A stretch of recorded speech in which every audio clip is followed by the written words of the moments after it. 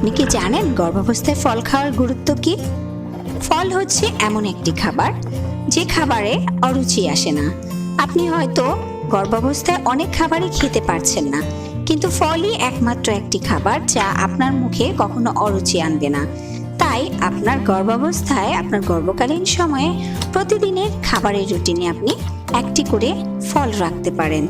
কানাডার শিশু বিকাশ বিশেষজ্ঞরা সাম্প্রতিক দেখেছেন যে গর্ভাবস্থায় যে মহিলারা বেশি ফল খান তাদের শিশুরা 12 মাস বয়সের পর বিকাশ সূচক পরীক্ষায় ভালো ফল করে।